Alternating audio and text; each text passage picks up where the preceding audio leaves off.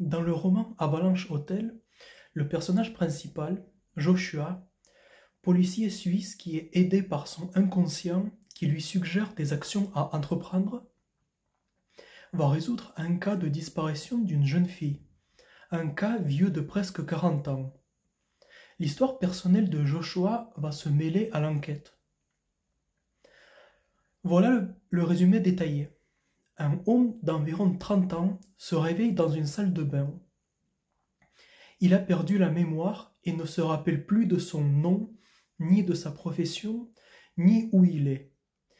Il regarde autour de lui et dans les chambres à côté. Les serviettes portent l'inscription Avalanche Hotel. Dans le placard, il y a un costume noir et un badge où c'est écrit agent de sécurité Joshua Oberson. Le téléphone sonne. Une voix de femme demande à Joshua de descendre. Joshua s'habille et sort dans le couloir. Le couloir de l'hôtel a un aspect glauque.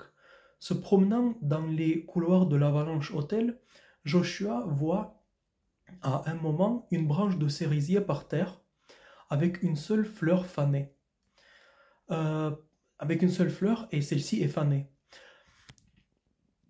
Pendant tout ce temps-là, une voix dans la tête de Joshua lui indique quoi faire et où aller.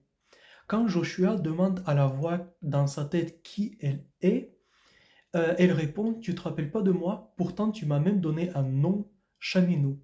Joshua emprunte l'ascenseur et se retrouve dans le hall de l'hôtel. C'est très beau.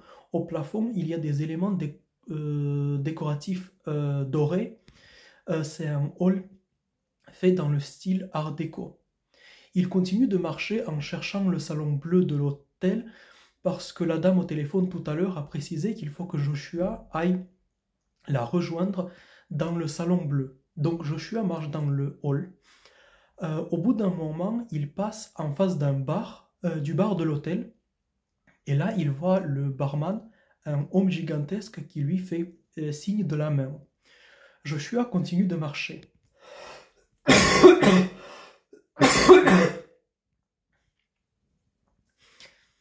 Enfin, il arrive à trouver le salon bleu. Il entre. Là, il y a un commissaire de police qui l'attend. Le commissaire de police lui pose des questions et Joshua répond automatiquement sans savoir lui-même comment il sait ce qu'il est en train de dire. Au final, au bout de cette discussion, nous comprenons qu'une jeune fille de 18 ans, Catherine Alexander, a disparu et la police est en train de la chercher. Joshua est agent de sécurité et dit qu'il aidera bien sûr l'enquête. Le commissaire et Joshua se séparent. En passant, disons que Joshua se rend compte qu'il est en 1980. Joshua est sorti du salon bleu et à nouveau il marche dans l'Avalanche Hotel. Il va dans un local de stockage de nourriture près de la cuisine. Là, il voit une fenêtre. Il regarde à travers la fenêtre et voit le barman gigantesque. Joshua sort dehors sur le balcon de l'hôtel. Le barman est là et il lui dit qu'il s'appelle Clovis. Il veut que Joshua vienne avec lui. Ils empruntent un sentier enneigé.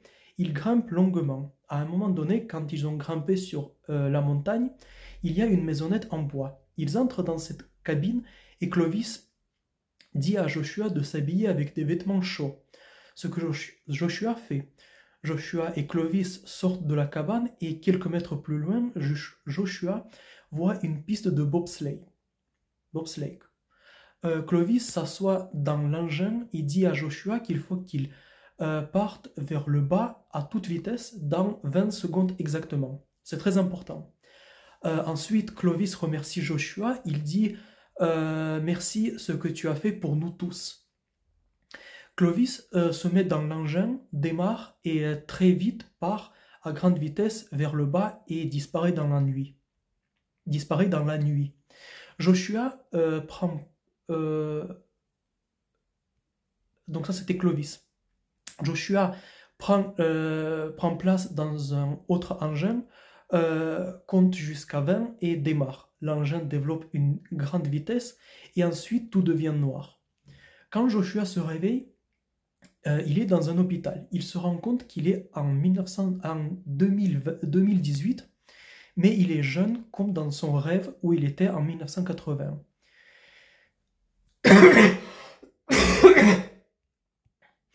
Il y a une femme qui vient le voir. On dirait qu'ils sont très proches, elle l'appelle Crevette et s'inquiète pour lui.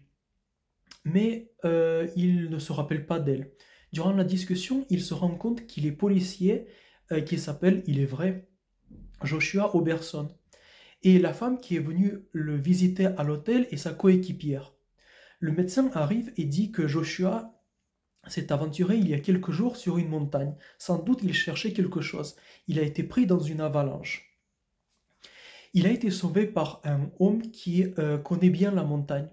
Cet homme l'a secouru avec son chien.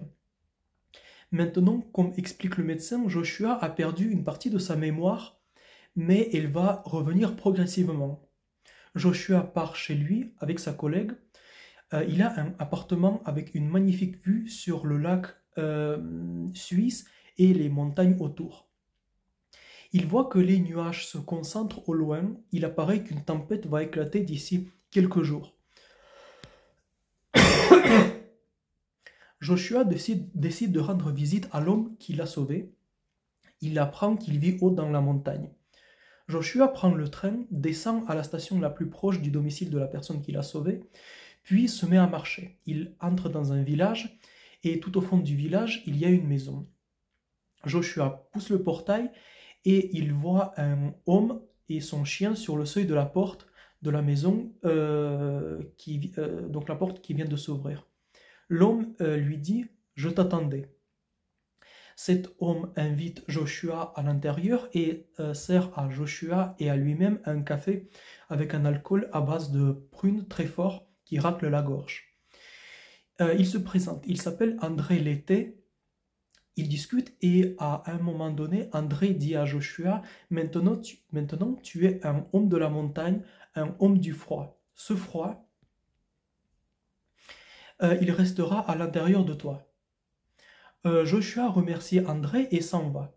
Il descend vers la gare, il entre dans la gare et pendant qu'il attend le train, il croit apercevoir le barman de son rêve, Clovis, sur le quai devant lui. Après ça, Joshua revient dans le commissariat de police où il travaille et décide de s'informer sur l'affaire sur laquelle il était en train de travailler juste avant son départ dans la montagne et avant l'avalanche. Il se rend compte qu'il travaillait sur l'affaire d'une jeune fille que les secouristes ont trouvée dans la montagne. On ne connaît pas son identité. Personne dans le village ne reconnaît son visage quand on leur montre une photo d'elle. Et la jeune fille ne peut rien dire parce qu'elle est dans le coma. Joshua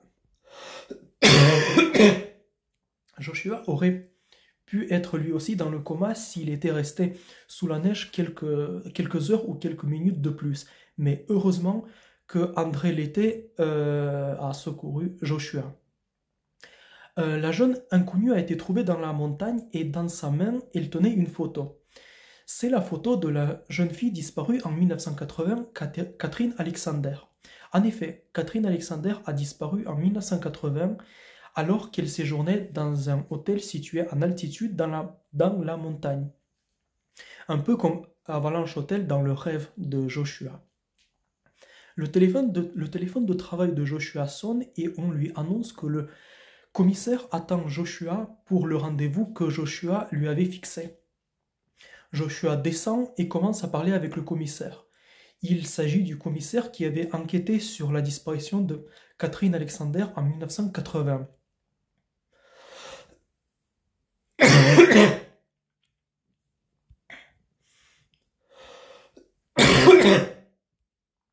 Il dit qu'un homme a avoué le meurtre, mais n'a jamais montré où il a caché le cadavre de la jeune fille. Ensuite, il s'est suicidé dans la prison. Joshua demande qui est cet homme qui a avoué le meurtre.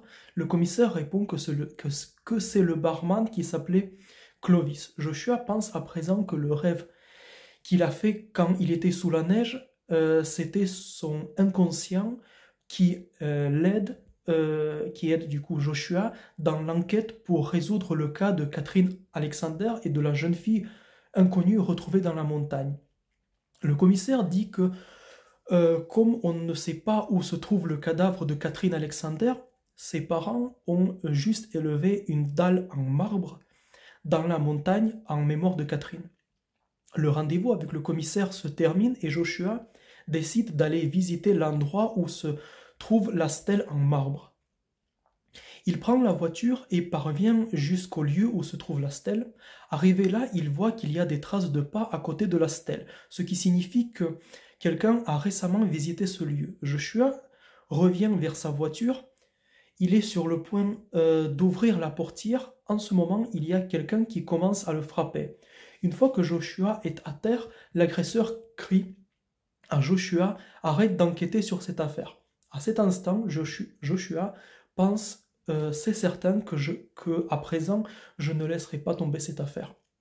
Après ça, Joshua se retrouve à l'hôpital à nouveau.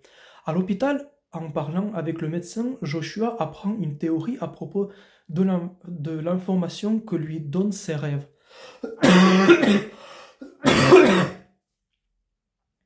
Le médecin explique à Joshua la théorie suivante. Pour former de nouvelles cellules, notre corps utilise le matériel issu des cellules plus anciennes. Mais aussi pour former les cellules des enfants, le corps utilise le matériel des cellules des parents. Or, dans le matériel des cellules se trouvent des morceaux de mémoire. Ainsi, il est possible qu'à travers le passage du matériel de cellules des parents aux enfants, les enfants héritent une partie de la mémoire des parents. Sa collègue vient à nouveau le visiter. Joshua quitte l'hôpital et sa collègue le ramène à son domicile. Ils couchent ensemble. Le lendemain, Joshua décide de rendre visite à ses parents. Il arrive dans la maison de ses parents, là où il a passé son enfance. Il se rend compte qu'il a été adopté. Sa mère, à présent, il sait que c'est sa mère adoptive, qui l'aime beaucoup, lui donne des bandes dessinées qu'il avait lues dans son enfance pour que la mémoire lui revienne plus facilement. Joshua voit que l'une des bandes dessinées raconte l'histoire d'un chat policier qui résout des crimes et qui s'appelle Chaminou. À présent, Joshua sait que la voix qu'il y avait dans sa tête, dans son rêve, c'était son ami imaginaire de l'époque de son enfance. Ensuite, Joshua prend une photo de lui tout petit et remarque sur l'arrière-plan une femme blonde. Or, il se rappelle que dans l'une de ses visions, quand il était inconscient, il avait vu cette dame dans l'Avalanche Hotel. Dans son rêve, elle nettoyait du sang qu'il y avait par terre. Joshua demande à sa mère qui est cette dame. Sa mère répond que c'est une sœur d'un couvent religieux qui venait s'occuper de Joshua pendant quelques mois juste après son adoption. Mais après, elle a brusquement arrêté de leur rendre visite. Joshua demande à sa mère le nom de cette sœur. Sa mère lui donne le nom. Joshua va dans le couvent et demande de voir la sœur. On lui dit qu'elle est morte, mais qu'il reste sa photo. Joshua regarde la photo et voit une femme brune qui ne ressemble pas du tout à la femme qu'il cherche. Il comprend que quelqu'un s'est fait passer pour la sœur du couvent pour s'occuper de lui quand il était tout petit. Finalement, Joshua parvient à retrouver le domicile de la femme qu'il cherche. Elle habite dans la montagne. Joshua prend sa voiture et monte jusqu'à l'adresse de cette dame. Elle habite dans une très vieille maison délabrée. Autour de la maison, il y a un jardin glauque et mal entretenu. Il y a des morceaux de vieilles poupées brisées, effrayantes au sol. Joshua frappe à la porte. La dame qu'il cherchait lui ouvre la porte. Elle l'invite à l'intérieur. Au cours de la discussion, elle avoue qu'elle venait pour s'occuper de lui quand il était bébé. Et dit ils t'ont appelé Joshua, mais pour moi tu étais toujours René. Joshua sort de la maison de cette dame et reçoit un appel. On lui indique qu'un homme s'est introduit la nuit dans l'hôpital, plus précisément dans la chambre de l'inconnu, dans le coma, et avait laissé une croix chrétienne dans sa main.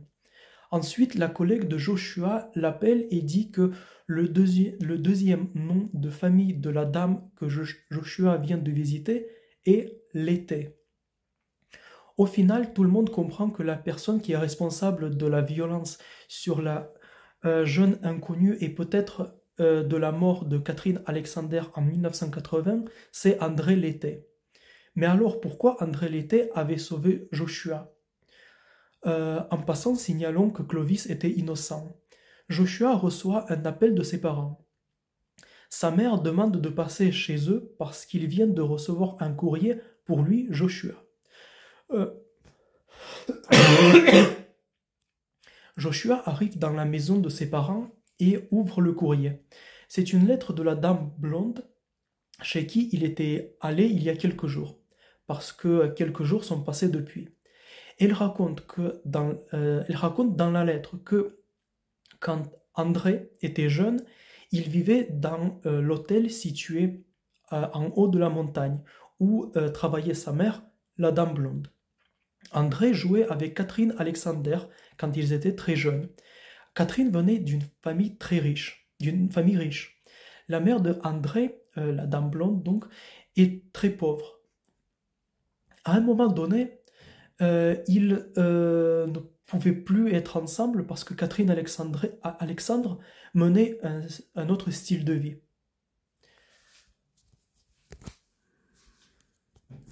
Alors André a kidnappé Catherine et l'a installée dans un endroit caché dans la montagne où il l'a retenue plusieurs dizaines d'années.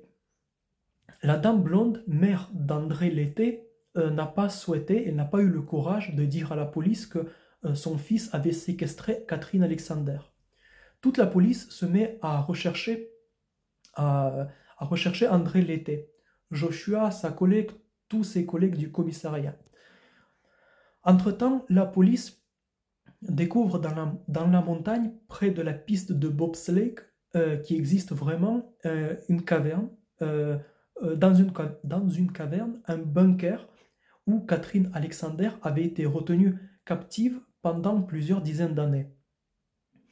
À l'entrée se trouve par terre une branche de cerisier avec une unique fleur qui est fanée, comme dans le rêve de Joshua. La police découvre le corps de Catherine Alexander. Elle est morte d'une aggravation d'une infection. Mais avant de mourir, elle a donné naissance à des enfants.